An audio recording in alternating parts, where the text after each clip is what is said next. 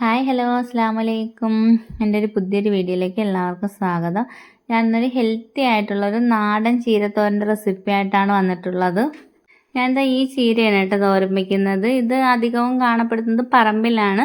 ഇത് കാട്ടുചീര, നീലലോഹിത ചീര എന്നൊക്കെ പറയുന്നൊരു ചീരയാണ് കേട്ടോ. പക്ഷേ ഒത്തിരി വിറ്റാമിനുകളും അതുപോലെ തന്നെ ഹെൽത്തി ആയിട്ടുള്ളൊരു ചീരയാണ്. ഉറപ്പായിട്ട് എല്ലാവരും ഇതുപോലെ ഒന്ന് ട്രൈ ചെയ്ത് നോക്കണം. ഞാനതിൻ്റെ ആ കിളുന്ത് ഭാഗം മറ്റേ ഞെട്ടോടുകൂടി തന്നെ ഒടിച്ച് ക്ലീൻ ചെയ്ത് ചെറുതായിട്ട് കട്ട് ചെയ്തെടുത്തിട്ടുണ്ട്. ഇനി തോരൻ വയ്ക്കാനായിട്ട് ഞാനൊരു മൺചട്ടി അടുപ്പത്ത് വെച്ച് കൊടുക്കുന്നുണ്ട്. അതിലേക്ക് കട്ട് ചെയ്ത് വെച്ചിട്ടുള്ള ചീര ഇട്ട് കൊടുക്കുന്നുണ്ട്. ഞാനതിൽ എണ്ണ ഒഴിച്ച് കൊടുത്തിട്ടില്ല കേട്ടോ. എണ്ണ ലാസ്റ്റ് ഒരു സ്പൂൺ എണ്ണ കൂടെ ഒഴിച്ച് കൊടുക്കുന്നതാണ്. ചീര കട്ട് ചെയ്ത് ഇട്ട് കൊടുത്തതിന് ശേഷം ഒരു സവാള ചെറുതായിട്ട് കട്ട് ചെയ്തതും ഒരു കുറച്ച് കാന്താരി മുളകും 2 കഷ്ണം വെളുത്തുള്ളിയും കൂടെ ഒന്ന് ചതച്ചിട്ടുള്ളതും കൂടെ ഇട്ട് കൊടുത്ത് ആവശ്യത്തിന് ഉപ്പ് ഇട്ട് കൊടുത്തതിന് ശേഷം നന്നായിട്ട് ഇതൊന്ന് മിക്സാക്കി എടുക്കാം. ഉപ്പ് ഇട്ട് നന്നായിട്ട് ഇളക്കി യോജിപ്പിച്ചതിന് ശേഷം ഒന്ന് അടച്ച് വെച്ചൊന്ന് വേവിച്ചെടുക്കുക. ഇത് ഒത്തിരി വേവൊന്നും ഇല്ല കേട്ടോ. ഇത് പെട്ടെന്ന് തന്നെ റെഡിയായി കിട്ടും. ഒന്ന് ആവി കയറുമ്പോൾ തന്നെ ആ ചീര നന്നായിട്ട് വെന്ത് കിട്ടിയിട്ടുണ്ട്. ഇനി നമുക്ക് നന്നായിട്ട് ഇതൊന്ന് ചിക്കി ഇട്ട് കൊടുക്കാം. എന്തങ്ങ് ഉടഞ്ഞു പോവാതെ ഒന്ന് നോക്കണം കേട്ടോ. ഇതേ കണക്ക് ഒന്ന് മിക്സാക്കി ഇട്ട് കൊടുത്തതിന് ശേഷം ഞാൻ കുറച്ച് തേങ്ങ ചിരകിയതും കൂടെ ഇട്ട് കൊടുക്കുന്നുണ്ട്.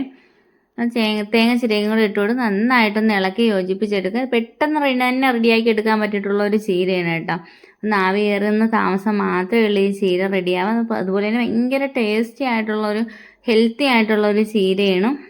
തേങ്ങയിട്ട് നന്നായിട്ട് ഇളക്കി യോജിപ്പിച്ചതിന് ശേഷം ഒരു തണ്ട് കറിവേപ്പിലയും 1/2 സ്പൂൺ വെളിച്ചെണ്ണയോടെ ഒഴിച്ചു കൊടുക്കാവുന്നതാണ്. വെളിച്ചെണ്ണ നിങ്ങൾക്ക് ആവശ്യമുണ്ടെങ്കിൽ മാത്രം ഒഴിച്ചു കൊടുത്താൽ മതിയാകും. അല്ലെന്നുണ്ടെങ്കിൽ എണ്ണ ഒന്ന് സ്കിപ്പ് ചെയ്യാവുന്നതാണ്. ഞാൻ ഒരു 1/2 സ്പൂൺ വെളിച്ചെണ്ണയോടെ ഒഴിച്ചു കൊടുത്ത് നന്നായിട്ട് ഇളക്കി യോജിപ്പിച്ചെടുത്തതിന് ശേഷം നമുക്ക് ഫ്ലെയിം ഓഫ് ചെയ്യാവുന്നതാണ്.